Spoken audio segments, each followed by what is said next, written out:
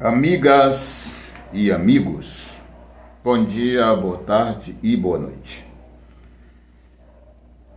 O ex-presidente do Brasil, Jair Bolsonaro, o verme ignorante, está muito doente. Nós que fomos educados na esquerda para respeitar a diversidade, para respeitar o outro, para ser solidário e para lutar pelo mundo em que todos e todas tenham direito ao bem-estar e à vida, nós nunca podemos ser vingativos, nunca podemos ser estúpidos e nunca deveremos defender a ideia da morte como castigo para as pessoas. Esses sentimentos negativos e ruins e demoníacos só podem subsistir nas mentes dos monstros, dos assassinos em série e daquelas pessoas desprovidas de valores humanos positivos e fundamentais. Todos esses monstros encarnam dentro de si a morte, a raiva, o ódio e a destruição. A esquerda não pode cair no mesmo erro e no abismo da ignorância dos monstros. Por isso que nós defendemos de forma intensa e firme a educação, a cultura, o teatro, o cinema, o livro, as salas de leitura, as bibliotecas, para que todo mundo possa, além de lutar pelo pão da vida, lutar também pelo pão da mente, pão espiritual, que são adquiridos através desses instrumentos que eu acabei de falar, como a escola, como o teatro, como o cinema, como a biblioteca, como o livro. É aí que podemos formar homens e mulheres melhores. Provado cientificamente, defendido por todos os filósofos importantes do mundo. Jean-Jacques Rousseau, por exemplo, dizia que o homem é um produto do meio, nasce puro e é corrompido na sociedade.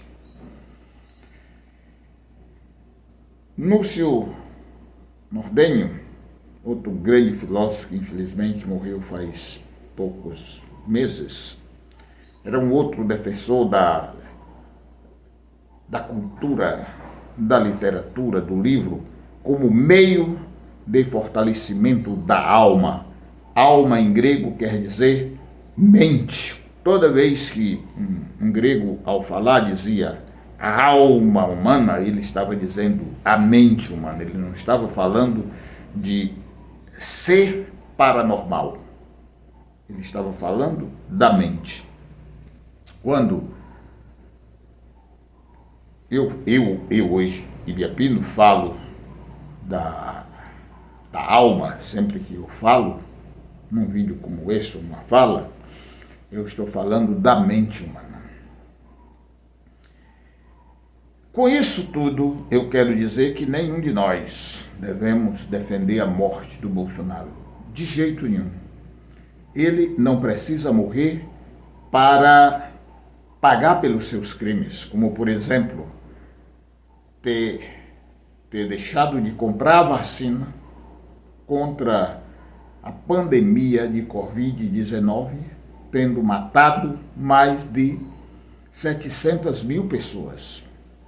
Ele não deve morrer por isso. Quando ele disse que saiu para dar uma voltinha em Brasília, viu umas menininhas muito engraçadinhas, de 12 ou 14 anos e pintou um clima e voltou. Ele está dizendo que é estuprador. Porque se ele viu uma menina de 12 anos, ou 13 anos, ou 14 anos e pintou um clima, então a mente do Bolsonaro, ou seja, a alma do Bolsonaro, é alma de estuprador. Ele viu uma menina e voltou, porque era engraçadinha. E pintou imediatamente um clima nele. O que é que deve fazer um velho babão? Ou então um jovem de 20 anos, ou de 30 anos, ou um homem de 40 ou de 50, ao ver uma menininha em risco, o dever moral deste homem, ou dessa mulher também, é contribuir, através da escola, dos pais, do conselho tutelar, para retirar essa menina da possibilidade de se perder na vida. E não pintar clima e voltar. Ele é um criminoso por isso. O Bolsonaro vendeu uma grande empresa para os árabes, empresa brasileira, a Telebrás. Ele vendeu essa empresa. Depois ele viajou para a Arábia Saudita e trouxe de lá uma tiara de pedras preciosas, inicialmente avaliada em 15 milhões de reais. Sejamos decentes nós mesmos.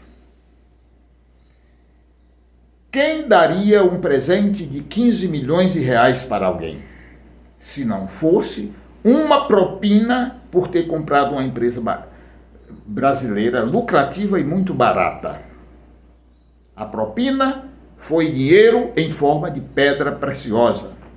Bolsonaro, o verme ignorante, tem que ser preso, porque é ladrão, corrupto. Porque pintou um clima ao ponto de fazê-lo voltar até onde estavam aquelas crianças que ele mesmo diz, vocês procurem no YouTube para conferir o que eu estou dizendo. Portanto, ele tem índole de estuprador. Porque é desumano. Ele não se condoeu com a morte que asfixia as pessoas, que é a falta de ar provocada pela Covid-19. Ele dizia, é mimimi, ai, estou com Covid, kkkkkk. Ele e os mequetrefes que estavam ao lado dele, procurem isso no YouTube. Este monstro que danificou a economia brasileira, que destruiu a saúde, que tirou o risco de vida dos vigilantes, tem que ser preso, porque é ladrão, é mentiroso, é vagabundo, é canalha, é desumano e é ignorante.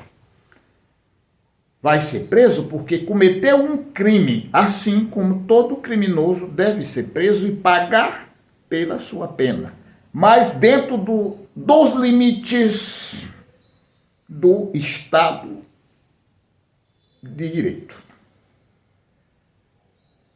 O que é um Estado de Direito? Todo Estado tem a sua legislação. É para isso que todos nós pagamos impostos e pagamos os salários dos deputados e dos senadores e dos vereadores e dos prefeitos e dos presidentes. Essa gente que eu acabo de falar é responsável por administrar o Brasil, para lutar pelo bem do Brasil, para defender os direitos fundamentais das pessoas. Eles são eleitos num sistema que é muito bom, porque todos podem participar e a partir da consciência, ou seja, da alma, ou seja, da mente das pessoas na hora de fazer a escolha, dando para essas pessoas o poder de ser o administrador da nação. Compreendem isso? Então, todos esses poderes têm o dever de cumprir com a sua parte. Quando ele não cumpre, ele é, portanto, um criminoso. E por isso ele tem que ser penalizado de acordo com a lei, como eu estava dizendo, ou seja, com o conjunto de legislação que regem o Estado. Por exemplo, o indivíduo é um ladrão de celular, ou é um ladrão de cargas, ou é um ladrão golpista, que dá golpe nas pessoas e toma dinheiro das pessoas, e entram, vamos dizer, da conta da pessoa e retira dinheiro. Para cada crime, há uma tipificação no Código Penal. Para um ladrão de celular, para um descuidista, para um corrupto, para um assassino, para um estuprador, a lei prevê tantos anos de prisão, ou seja, de perda de liberdade. A pessoa vai pagar pelo crime. Entendam, é legal porque está na lei. Cientificamente, filosoficamente, está ali na lei. Esse cara matou uma pessoa, então ele vai ficar tantos anos preso. Porque matou uma pessoa. É uma pena. Agora é legal, o soldado que prende esse criminoso ou esse estuprador não pode bater na pessoa, nem pode matar, porque não está na lei. Se fizer isso, ele é marginal tanto quanto o marginal que ele está matando. A não ser em legítima defesa, porque a legítima defesa está também na lei. Certo? Aí ele vai julgar, mas ele tem o direito de se defender, porque pode ser que ele seja inocente. Tem o armado para ele. Pode ser que ele seja inocente. Apresentadas as provas de um lado e do outro, ou seja, a prova de acusação e a prova de defesa, documento, testemunha, tudo legalmente, aí se procede o julgamento e essa pessoa é penalizada, né, depois de um julgamento. Aí tudo é legal. É isso que eu quero para o Bolsonaro, porque ele é um criminoso e eu já disse aqui os crimes que ele cometeu e esses crimes estão tipificados no Código Penal. Correto? Agora, desejar a morte? Não. Que a ciência e os médicos dediquem tudo que vocês possam imaginar e que nós possamos imaginar, dentro também dos limites da ciência, porque a ciência não pode tudo, salvem a vida dele. E que ele sendo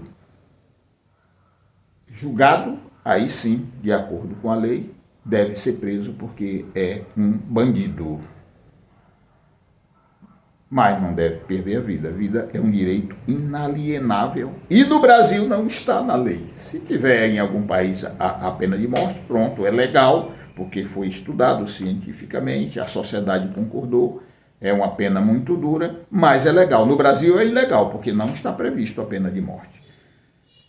Então, eu vou terminar aqui esse vídeo, mas dizendo, no próximo vídeo eu vou gravar e vou tentar fazer aqui uma reflexão com os meus amigos e amigas em relação à facada. Bolsonaro levou uma facada? É verdade ou é mentira? Vamos então estudar os indícios. Vamos estudar esse fenômeno e vamos fazer uma reflexão. Eu tenho quase que certeza absoluta que ele não levou facada nenhuma. O problema dele é outro. Ou seja, é o de sempre. Uma grande mentira arquitetada para ganhar a eleição e para enganar os indoutos.